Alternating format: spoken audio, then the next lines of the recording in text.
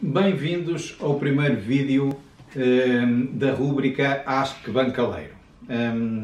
Esta é uma rúbrica que foi criada recentemente e que, na prática, visa responder a questões que são colocadas pelas mais diversas pessoas, questões sobre gestão de pessoas ou sobre liderança, que são colocadas através das redes sociais, no site ou nas páginas da Santa Chase, e que eu depois tenho muito gosto em responder. Hoje é o primeiro vídeo, já temos várias perguntas em carteira, escolhemos uma por considerarmos que é a melhor de todas e, portanto, hoje, dia 14 de julho de 2021, é o primeiro vídeo que vai ser feito de resposta a uma pergunta da rúbrica Ask Bancaleiro e agradecemos a todos mais perguntas, porque é uma forma de interagirmos com as pessoas com quem queremos interagir. A questão que nos foi colocada veio através do LinkedIn e foi colocada por um colega de nome Celso, de São Paulo, no Brasil, e que diz como reconstruir a amizade com os colegas agora lideradores que antes eram antigos colegas do mesmo cargo. Queria agradecer ao Celso esta questão e queria aproveitar exatamente para falar um bocadinho sobre ela.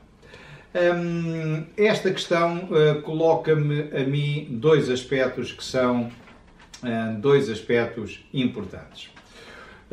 O primeiro é a questão da amizade no local de trabalho e o segundo é a questão de relação entre pessoas que tinham o mesmo nível profissional e passaram a ter níveis profissionais diferentes ou responsabilidades profissionais diferentes. Começando pelo primeiro tema, o tema da amizade, eu recentemente, há uns meses atrás, escrevi alguns posts e alguns textos sobre esta área, onde defendo que no mundo das organizações não precisamos ser amigos, mas temos que ser amigáveis. Nada impede de eu criar relações de amizade com colegas de trabalho e, portanto, ser amigo de casa e ser grande amigo de colegas. Aliás, eu tenho entre colegas de trabalho grandes amigos e tenho muito gosto nisso, mas não é fácil. A relação de trabalho muitas vezes tem objetivos, tem interesses, tem muitas vezes situações de tensão e não é fácil muitas vezes termos verdadeiros amigos no seio do trabalho. Como digo, não é impossível, mas não é o ambiente mais fácil para criar verdadeiras amizades. No entanto, mesmo não sendo amigos, não há nada, pelo contrário, nós devemos ter uma relação amigável com as pessoas. E uma relação amigável é uma relação de respeito da diversidade, de respeito às ideias, de abertura. Isto é que é uma relação amigável. Eu não tenho que concordar em tudo com o meu colega, mas tenho que, pelo menos, ter o respeito por ele e a abertura para ouvir a sua opinião e respeitá-lo como pessoa e como colega de trabalho.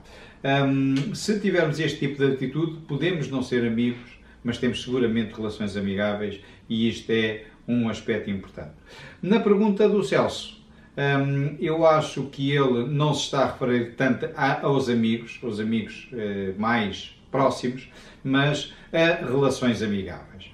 E, portanto, quando uma pessoa deixa de ser meu colega lado a lado e passa a ser o líder da equipa onde eu trabalho, a única coisa que eu tenho que manter com ele é manter uma relação amigável. E da mesma forma como eu o respeitava quando ele não era colega de trabalho, eu tenho que o respeitar e tenho que entender que ele agora tem outras funções e tem outras obrigações e tem outro papel a desempenhar e eu tenho que respeitar isso.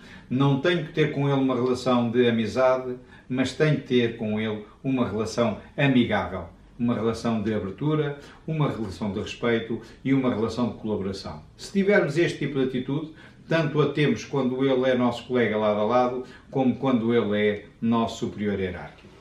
O segundo aspecto, que é o aspecto de alguém que era colega numa equipa e passou a ser o chefe dessa equipa, é um dos, digamos, faz parte quase dos cânones da literatura da liderança. São situações frequentes, não são situações fáceis e, por exemplo, eu há muitos anos atrás, muitos anos atrás, trabalhei durante 10 anos na indústria farmacêutica e na indústria farmacêutica isso chamava-se o complexo do delegado.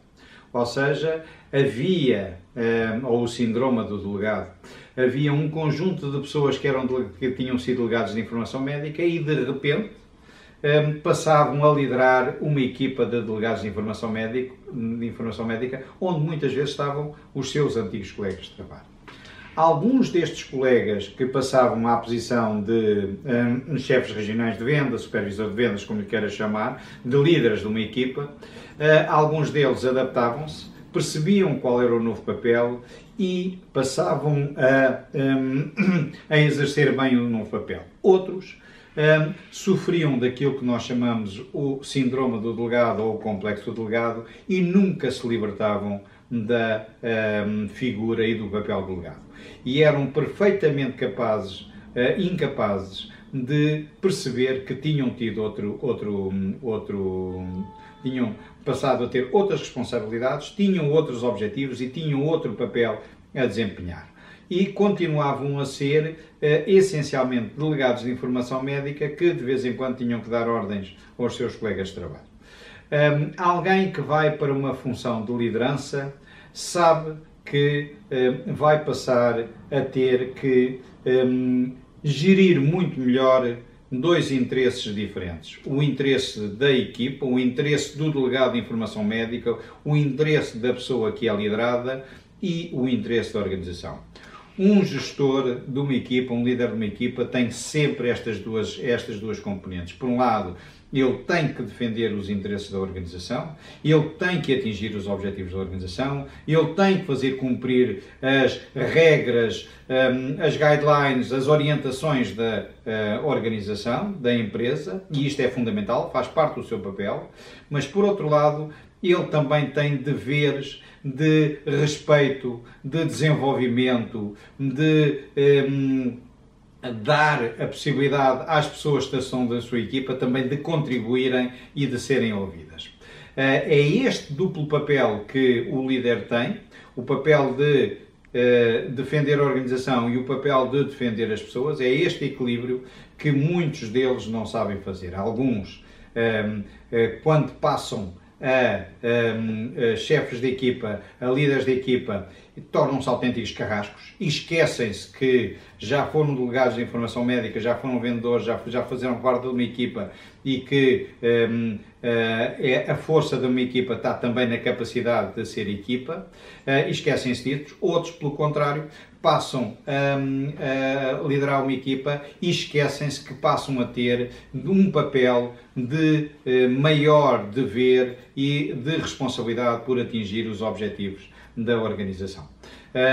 Quando nós conseguimos, quando a pessoa que vai para a outra posição consegue, por um lado, defender bem os interesses da organização e de forma equilibrada, equilibrando as duas coisas, defender os interesses das suas pessoas, da sua equipa, então ele ele exerce bem a sua função. E quem é liderado não deixa de o respeitar e não deixa de colaborar porque sente que existe este equilíbrio e que este equilíbrio acaba por ser a melhor solução para o bem comum. Fico por aqui. Agradeço as vossas perguntas e desejo-vos uma boa semana e até à próxima quinta-feira. Obrigado.